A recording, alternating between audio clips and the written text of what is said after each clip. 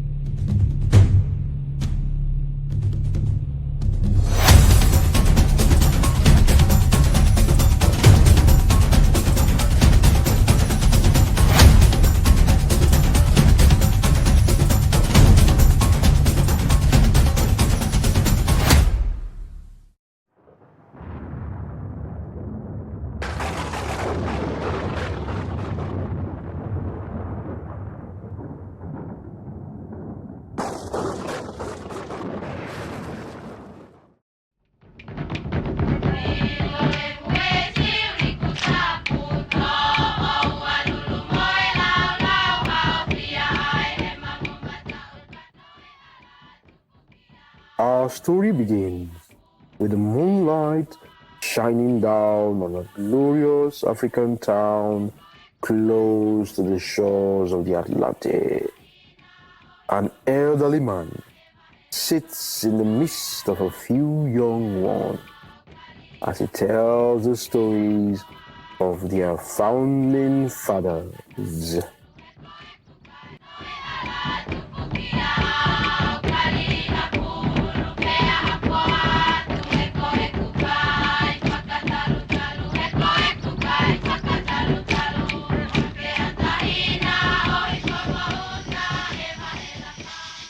Dede, was King Kamasa Kambunga an evil king?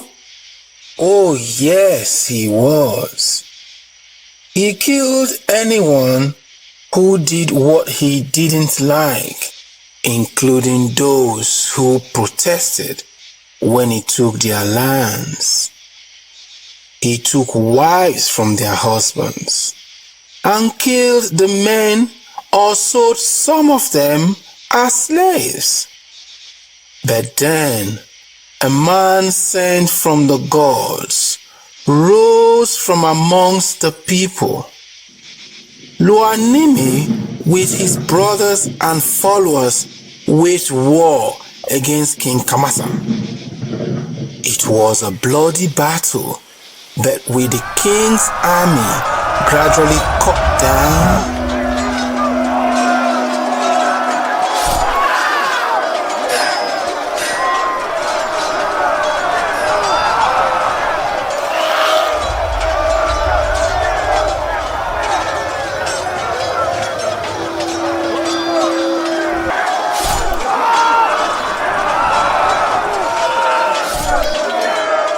then the death of King Kamasa at the hands of Lanmi, the reign of tyranny was over. Lanmi was proclaimed king and begins building this our great kingdom of Kongo dia Untotila, with here Mbanza, Kongo, as the capital town. the home of the king's palace.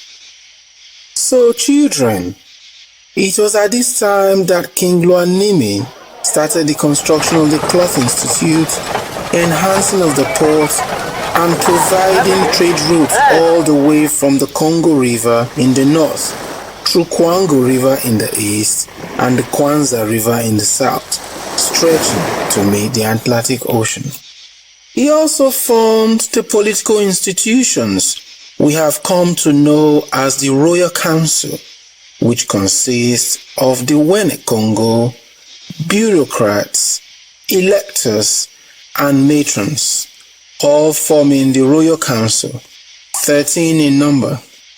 Dede, what are the responsibilities of these institutions? Good question, Atta. Now everyone listen carefully.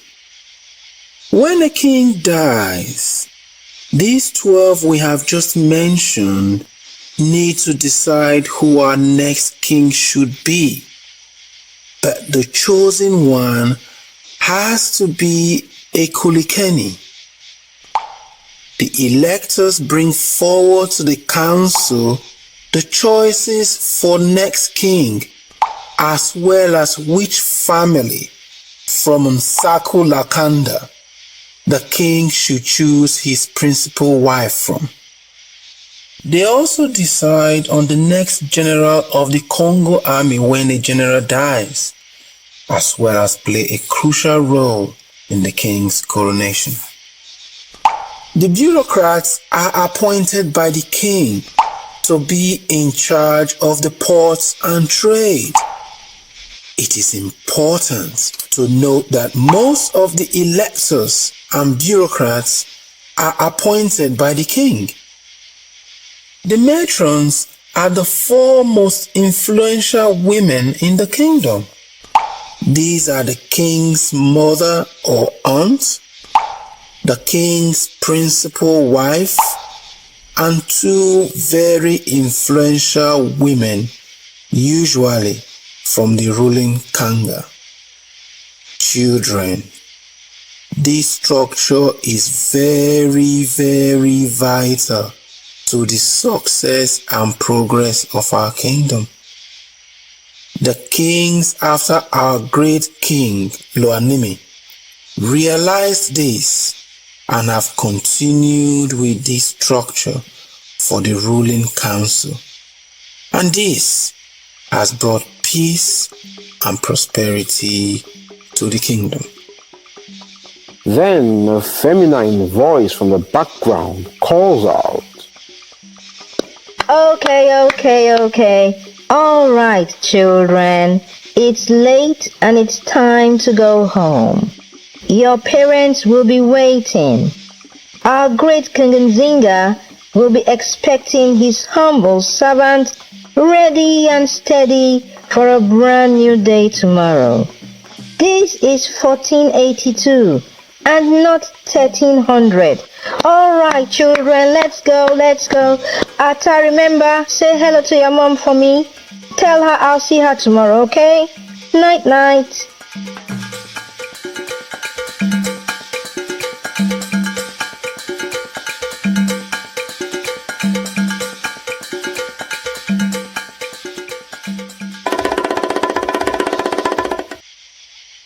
As the children leave, a young man runs to the elder, goes on one knee in greeting, then approaches.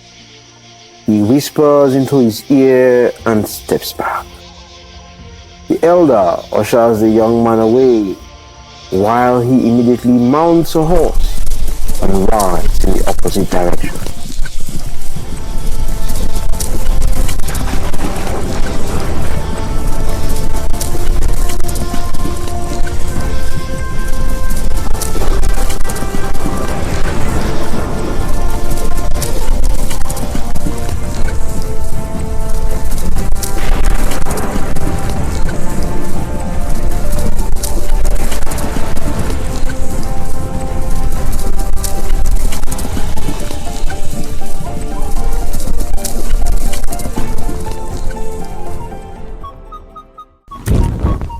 He appears at the king's palace.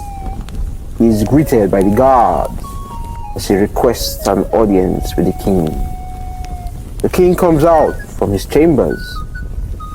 Our elder immediately falls on his knees with his head bowed down.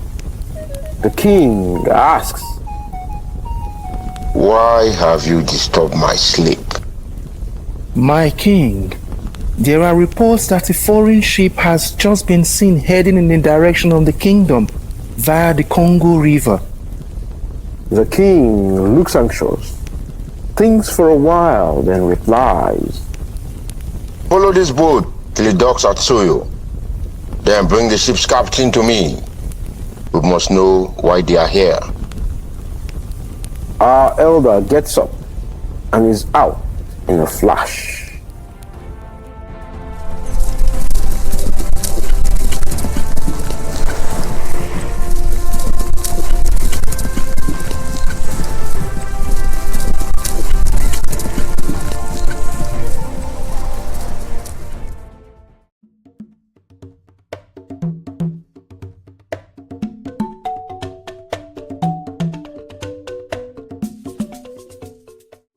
A ship with a few crew members alter course from the Atlantic onto the Congo River. This is an explorer's ship, as there has been an argument between the ship's captain and the head of the expedition, Diogo Cow.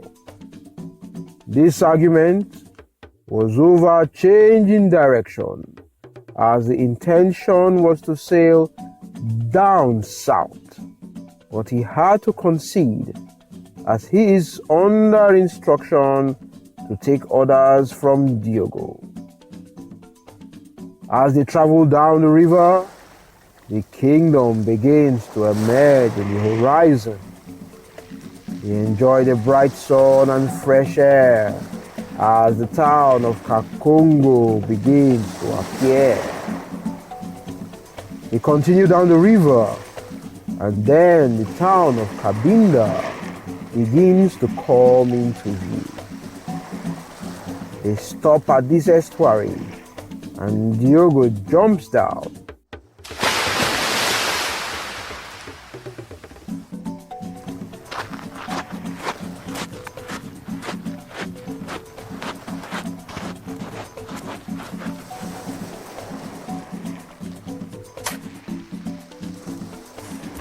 Digs in a padral and marks it with the symbols attesting to the sovereignty of Portugal.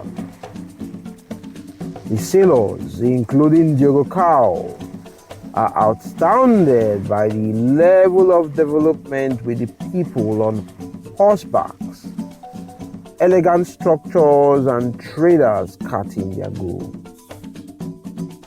Look at that, Captain. What did you say earlier? That we're going to see people in pants made of leaves jumping off trees. The structures look more elegant than some of those in Lisbon.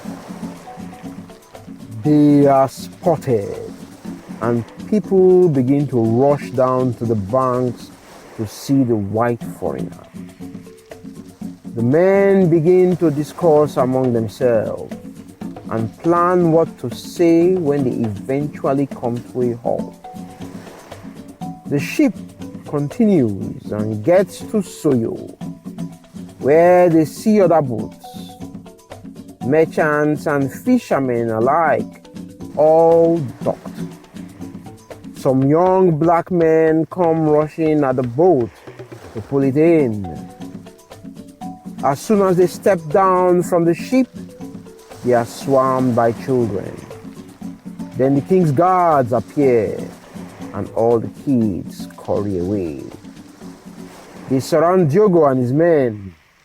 The elder comes forward.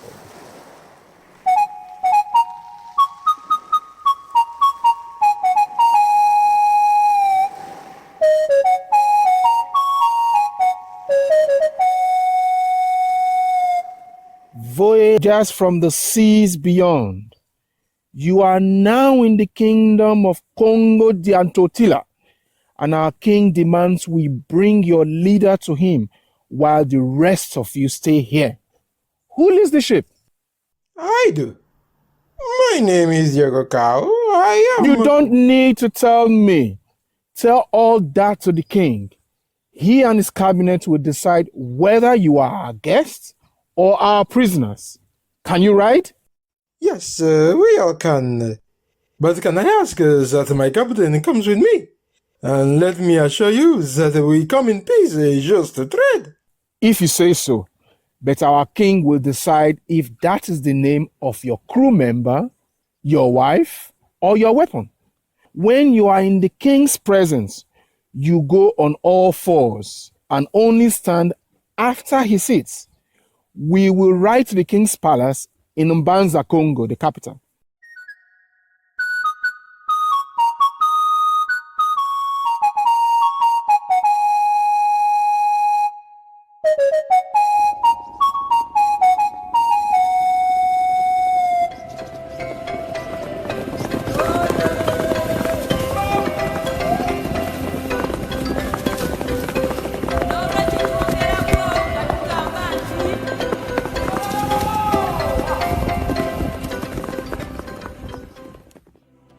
After a few hours of horseback riding, the king's guards with Diogo and his captain reach Mbanza, Kongo.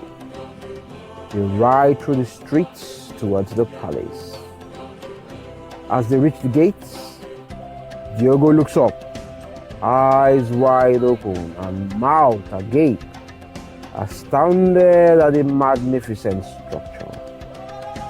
The gates open and they are ushered in, then brought into the calabash to wait for the king. Already in the calabash are two well-defined men. Nkita Akitima, half-brother of the king, a member of the royal council, general of the army, and close confidant of the king. A very traditional man, feared by most, but willing to die for his kingdom. Then there is Mvemba and Zinga, second son of the king, a member of the royal council and governor of Soyo, which is practically the wealthiest region in the kingdom because of the presence of the seaport. A shrewd young businessman believed to have his eyes on the throne when his father died, as he is the child of the Wene Mbanda. King Nzinga and Kuwo enters and everyone prostrates, Diogo and his men included. The king sits, they all stand.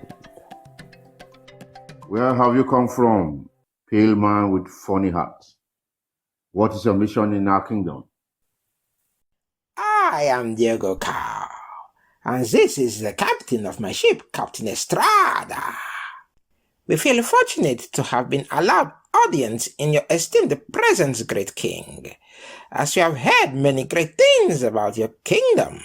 Such as? Your great conquest of neighboring kingdoms, and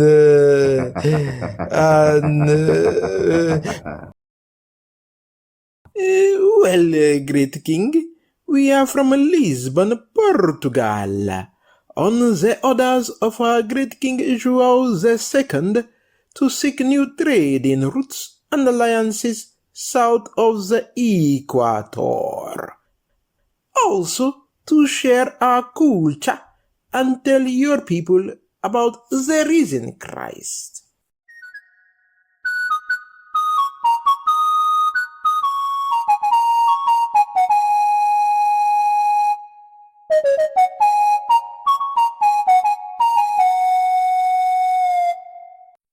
Who is the risen Christ? The king that died and came back to life? Or one so pitied by the gods and given a second chance to right his wrong? Great king, this is the Son of God that died and rose again, cleansing all of our sins or wrongdoings in the process. And what of our ancestors and forefathers who never knew this risen Christ? Their sins not cleansed? Or the ones who had to kill in battle to expand and protect the kingdom? Great king, if you permit me, we have someone in my crew whose job it is to teach about these things, and I offer his services at your request to answer all the king's questions. Very well. Since you are here for trade, I can tell you that our land is filled with copper and silver, among other materials, and you are welcome to buy as much as you want. A very generous offer, great King Nzinga. But it is not me, but my king that will want to trade buying copper, silver, and raffia cloth, which is very much in demand in Portugal.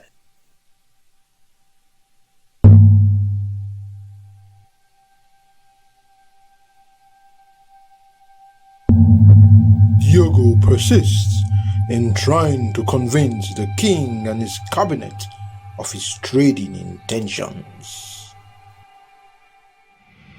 I can assure you, an agreement with my king will bring in more trade alliances, as these materials are in high demand in all kingdoms around Europe. In exchange, great King Nzinga, apart from the financial benefits, we will teach your people our culture, provide you with more weapons and training to strengthen your army. My king, I am displeased and totally against this proposed alliance with these pale faces. They intend to educate us on their ways and tongue. We don't need such. Diogo, tell me, why should we learn the cultures, religion, and way of life of your people?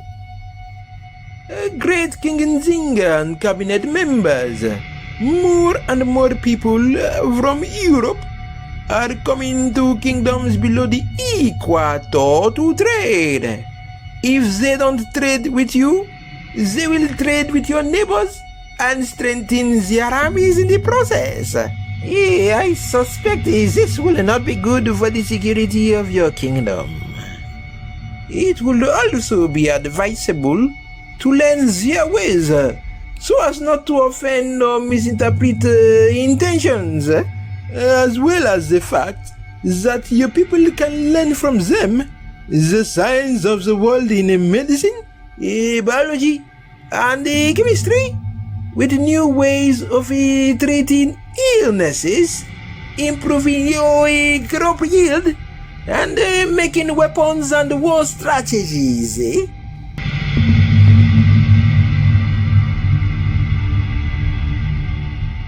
Diogo removes the pistol from its holster.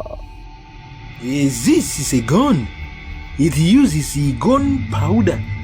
Quicker and easier to kill and end a battle with this.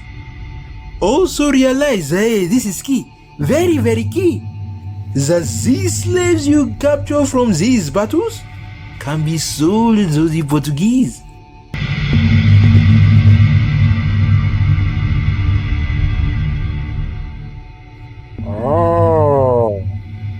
Oh, no.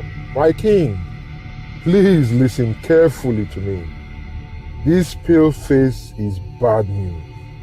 I am convinced he has been sent to scout us, understand and infiltrate, with the intention of eventually running over the kingdom. I suggest we send this man back.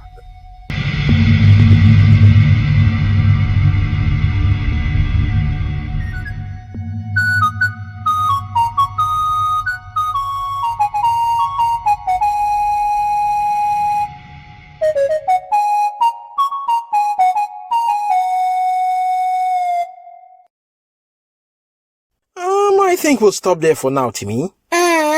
No, Dad, when is this getting interesting? It's really late now. I need to sleep. But I need to know what happens next. Did the king believe the yoka and offer to trade, or did they arrest him? Did the yoka have an evil plan? Did the king find out? Timmy, we continue tomorrow. Alright, Dad, do you promise to continue tomorrow? Of course, son. As long as you don't drum it into my ear all day tomorrow, okay? Alright, let's sleep now. Night, night.